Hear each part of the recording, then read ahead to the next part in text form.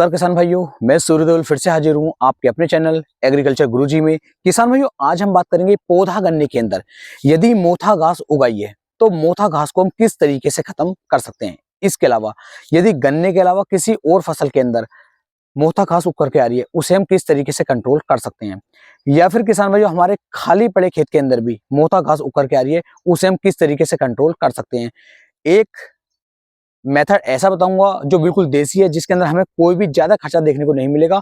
मात्र फ्री के अंदर ही हमारे जो खेत से है मोथा घास खत्म हो जाएगी।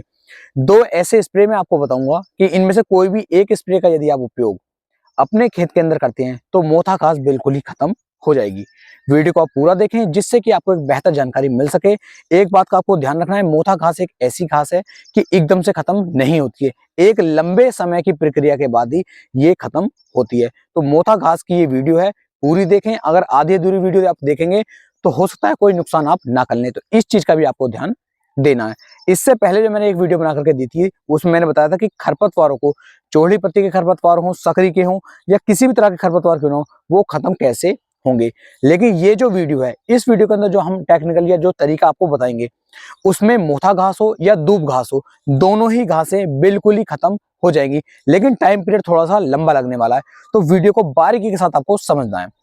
ऐसा नहीं है कि आपने सिर्फ गन्ने की बुआई की है तो आप ये वीडियो देख रहे हैं। अगर आपने कोई और फसल भी लगाई हुई है या आपके खेत के अंदर जो मोथा है वो बार बार उग ही रहा है, तो भी ये वीडियो आपके काम के लिए है। तो पूरी वीडियो को अच्छी तरीके से देखिएगा। जैसे कि आप देख पा रहे हैं, ये हमने गन्ने की बुआई की हुई थी और लगभग इसे 10 दिन अभी हो चुके हैं। इसके अंदर भी किसान भाइयों कहीं कहीं पर हल्के हल्के से जो खरपतवार है उगने शुरू हो गए हैं। खरपतवार क्या, मोथे घास की कहीं कहीं पर हल्की हल्की सी टहनियां निकलनी चालू हो गई हैं, जर्मिनेशन शुरू हो गया। यानी कि अभी गन्ना बाहर नहीं आया है, लेकिन मोथा बाहर आने की प्रक्रिया में पूरे तरीके से हो चुका है। तो पहला जो तरीका है उस तरीके के बारे में बात कर लेते हैं। और उस तरीके से पहले मैं आपको बता दूं कि ये जो मोथा घास है, ये किस तरीके से पनपती है और किस तरीके से आगे बढ़ती है। सबसे पहले आपको बता दूं कि आपके खेत के अंदर यदि एक भी मोथा घास का पेड़ उगाया तो इसके नीचे किसान भाइयों गांठें बन जाती हैं। और एक गांठ जब ये नीचे बन जाती है तो उसके अंदर से एक से नया पेड़, दूसरे से नया पेड़, तीसरा पेड़, बिल्कुल नई नई टहनियां, नई नई शाखाएं इसमें से ब्रांचेस बननी चालू हो जाती हैं। और गांठ से गांठ बनने की जो प्रक्रिया है ये पूरे खेत के अंदर फैल जाती है। यानी कि एक भी पेड़ यदि खेत के अंदर जमा और आपने उस पर ध्यान नहीं दिया, या आपकी फसल लगी हुई है, आपने सोचा इस टाइम पे मैं कोई स्प्रे नहीं कर रहा हूँ और इसे ऐसे ही रहने दो, आगे चल के मैं इसे खत्म कर दूंगा, तो इसे खत्म करना ऐसा मान लीजिए बिल्कुल लगभग नामुमकिन सा हो जाता है। बहुत ज्यादा दिक्कतों का सामना हमें करना पड़ता है।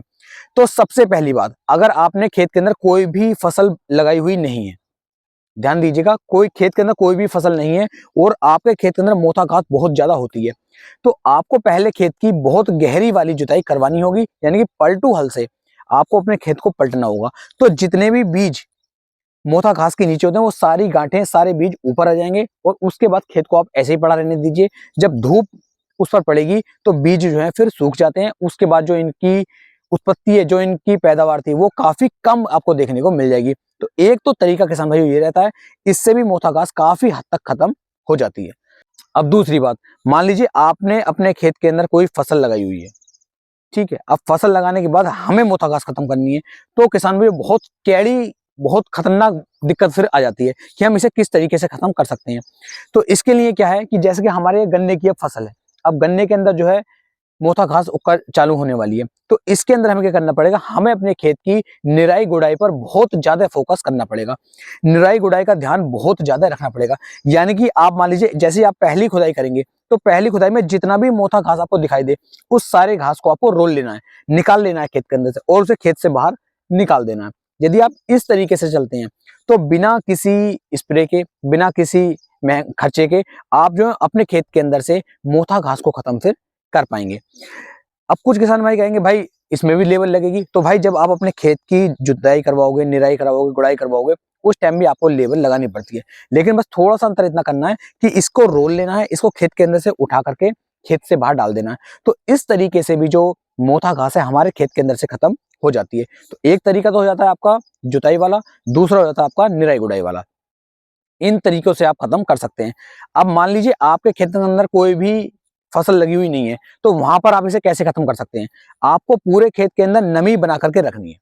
नमी आपने खेत के अंदर बना दी, तो उसके बाद जो मीरा 71 आपको दवाई देखने को मिल जाती है, मीरा 71 दवाई आपको ले लेनी है। इसकी मात्रा जो आप यहाँ पर लेंगे वो 100 ग्राम प्रति पंप के हिसाब से आपको लेनी है। यानी कि ऐसा मान लीजिए 1 एकड़ खेत के अंदर आपको लगभग 15 पंप पानी आपका लगेगा। एक पंप के अंदर आप 100 ग्राम मीरा 71 को डाल लीजिए और 100 से 150 ग्राम आप उसके अंदर यूरिया डाल लीजिए। और पूरे खेत के अंदर यदि आप एक समान रूप से इसका स्प्रे करवा देंगे तो खेत के अंदर कितनी भी मोथा घास हो, कितनी भी दूब घास हो, वो 100% किसान भाइयों खत्म हो जाएगी। तो इस तरीके से आप मोथे घास को खत्म कर सकते हैं। अब जिन किसान भाइयों ने गन्ने की फसल लगाई हुई है, गन्ने की फसल के अंदर हमने अगर मीरा 71 का स्प्रे कर दिया तो मोथा घास भी खत्म होगी, दूब घास भी खत्म होगी और गन्ना भी बिल्कुल खत्म हो जाएगा। तो इस चीज का आपको बहुत बारीकी के साथ ध्यान देना है कि जब भी आप अपने खेत के अंदर गन्ना लगा हुआ है और मोथा घास खत्म कर रहे हैं तो वहां पर मीरा 71 का उपयोग आपको बिल्कुल भी नहीं करना है। तो यहाँ पर सबसे बेस्ट जो दवाई है, सबसे अच्छी जो दवाई है, वो आती है किसान भाइयों धानुका कंपनी की सेम्प्रा। इसका इस्तेमाल पिछले 3-4 सालों से मैं लगातार किसान भाइयों को करवा रहा हूं और अपने खेत में भी मैंने इसका रिजल्ट देखा है। बहुत ही बेस्ट रिजल्ट इसके देखने को मिलते हैं।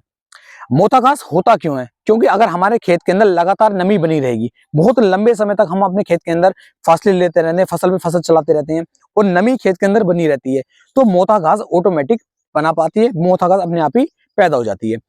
अब हमें इसे खत्म करने अपने गन्ने के अंदर से, तो सिम्प्रा का आपको उपयोग करना होगा। अब सिम्प्रा की कितनी मात्रा लेनी है ये देख लीजिए। तो 36 ग्राम सिम्प्रा आपको लेनी है और लगभग 150 से लेकर के 200 लीटर पानी के अंदर सिम्प्रा दवाई को अच्छी तरीके से आप मिला लीजिए। अगर आप शानदार तरीके से इसे मिलाएंगे, मिलाने के बाद पूरे खेत के ऊपर एक समान रूप से आप स्प्रे कर दीजिए।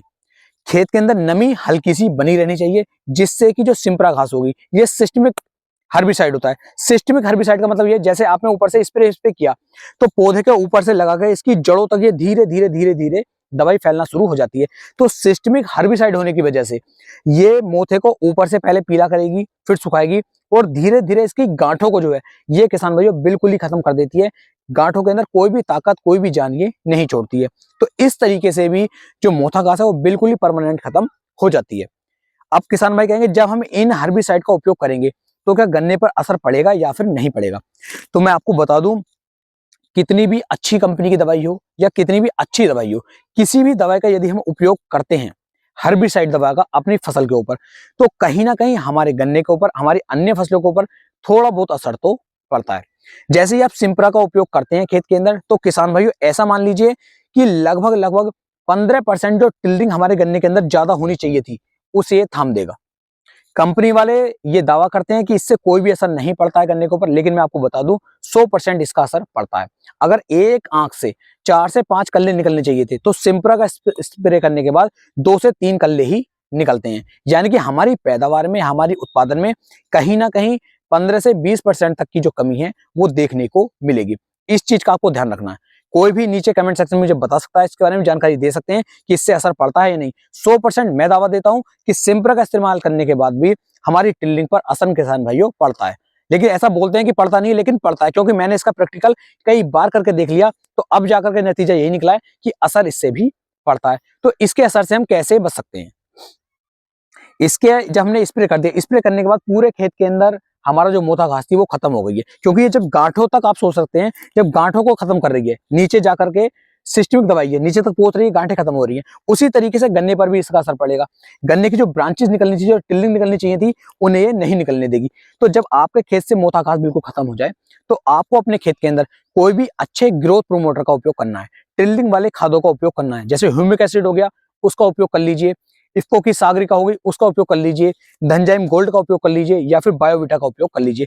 इस तरह के खादों का यदि हम उपयोग करेंगे तो जो हमारी टिल्डिंग कम आने वाली थी वो टिल्डिंग फिर नॉर्मल हो जाएगी। लेकिन उसमें थोड़ा सा किसान भाइयों समय लग जाता है, क्योंकि दवाई काफी खतरनाक है। अब आप सोच सकते हैं, जब ये मोथा जैसी खतरनाक घास को खत्म कर रहा है तो गन्ने पर इसका कहीं ना कहीं असर पड़ेगा। तो इस तरीके से किसान भाइयों आप अपने खेतों के अंदर से मोथा घास को, दूब घास को खत्म कर सकते हैं। अपनी तरफ से पूरी कोशिश की आपको एक सही और बेहतर जानकारी देने की। यदि वीडियो पसंद आई हो तो वीडियो को लाइक करें, कमेंट करें, शेयर करें और अपने भाई को, चैनल को सब्सक्राइब करना ना भूलें। फिर मिलेंगे एक नई वीडियो में, तब तक के लिए मेरे सभी प्यारे किसान भाइयों को जय हिंद, जय भारत, जय किसान, वंदे मातरम।